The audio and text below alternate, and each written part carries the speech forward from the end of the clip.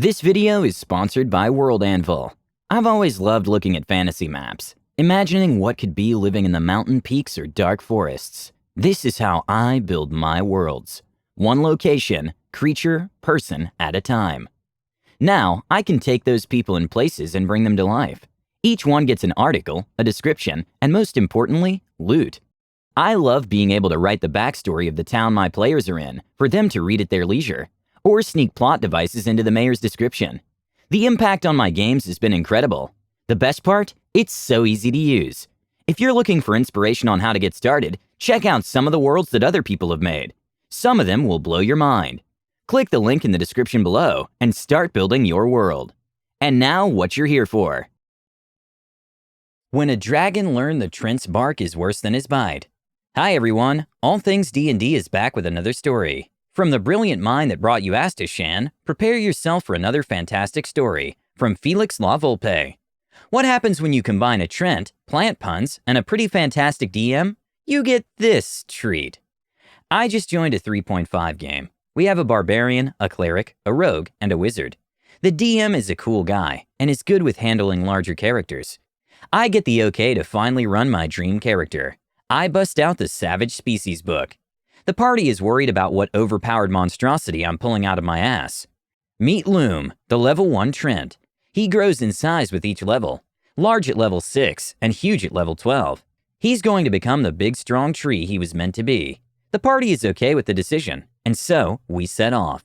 The DM throws a typical kobold and dragon cult dungeon crawl at us first. Being an odd semi-tank, since he's not big yet and isn't proficient in anything, but he does have good armor. He doubles as an ambusher, since nobody expected the little tree to hit them. He gets more strength and constitution with every level. My bark is as strong as my bite. At level 6 he transitions into a full tank, since becoming large and gaining +8 natural armor. He's now wiser and used to the world he inhabits.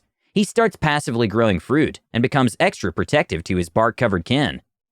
Loom begins to lecture the party on nature and trees, drops plant puns whenever possible. The cultists don't get his humor, and he complains about the party leaving him out on a limb. He smashes all of the disrespectful little creatures. I take a dalliance into Druid to help the healer and fit the theme. The party calls him Nigel Goodberry. I homebrew it, so as long as he grows the fruit on himself, it stays fresh. Like I said, the DM is cool. The party isn't very comfortable with eating their friend, but they do it for the heals. The dungeon raids slowly transform into a larger plot.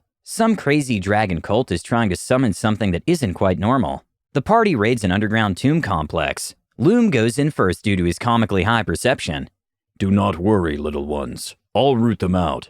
The rogue audibly groans as Loom goes in. Standard breach and clear room by room. All is good for a while until they bump into some drakes. We get split up by sliding walls during the fight. Loom defeats his, but is separated from the party. Slowly making his way through the caverns alone, he walks in on a group of cultists performing some kind of ritual. Everyone stops to stare at the tree that just walked in. Hello, little ones. I believe I'm lost. The cult is stunned for a moment and isn't sure what to do. Treants aren't known for adventuring, or doing much of anything really. One of the cultists wants to burn him. Loom calmly asks him why. For interrupting their ritual, obviously. So he asks the cultist the obvious follow-up question. Did interrupting you damage the ritual? Well, no. He passes some diplomacy checks, and the cult takes pity on the Treant. They have an acolyte hold one of his branches and walk him through the caves. The nice cultist drops him off at the exit and waves goodbye. Loom stands like a tree and waits for the party to come out. The party keeps progressing slowly. Loom has been given the title Dr. Feelgoodberry, after saving the rogue with some crude surgery involving sticks, a bundle of berries, and a pine cone. They start a collection of looted armor that they tie to Loom to boost his AC even further. He takes up brewing as a skill and begins to make apple cider out of himself. He is nothing if not industrious. The party has gotten used to eating the tree at this point, so they just go with it. The dragon cult has stepped up its game. The party raid into a swamp to hunt down the dragon they're worshipping. They slog through the marshes, slowly knocking out cultists with high-velocity apples. They are painfully close to leveling up again. Waterlogged and full of apple cider, the party encounters a mature adult black dragon at the core of a bog cave. Thank the spirits black ones don't breathe fire. Loom is holding off the big boy with his crazy AC. The fight is tough, but we're doing all right. Then the dragon's young come to help. Time to retreat. The party is smashing young dragons, while Loom holds back Mama. Everyone is bleeding out and pretty damn roughed up by the time we finish off the little ones. Only Loom and the wizard are still up. The DM lets the party level up mid-fight for extra suspense, and because he knows what will happen. Loom hits 12 in Treant and becomes huge. His branches surge, growing thicker and taller. His canopy nearly brushes the cavern's ceiling. He is now the size of the dragon. Wizard hits him with enlarge. Loom is now gargantuan and one size larger than the dragon. He grabs the dragon and pins it to the ground. The dragon struggles and claws at the Treant's bark. Frustrated, the dragon roars at the Treant. "What are you?" Loom leans down in her face and speaks in a deep rumble. "I'm a grapple tree." The party disbanded after defeating the dragon to go their separate ways. Loom adopts the swamp and forest the dragon was corrupting. He spends his many years protecting and taking care of the swamp, cleaning it of the cult's evil. He becomes known for his trips into the nearby towns to trade his cider and berries for intriguing stories from adventurers. The berries are traded for the stories. The cider is so they put up with the terrible jokes. Speaking of terrible jokes, I need to give user Pippi Rollingham credit for this one. This was poetry. One quick word about our sponsor, World Anvil. Every DM should use World Anvil. Keep track of your players' characters, stats, gear, backgrounds, anything and everything with the digital DM screen. Roll dice, build random encounter tables, layer maps for your players to explore. Are you playing on Discord? Incorporate World Anvil into your game to allow your players to lose themselves in the amazing world you've created.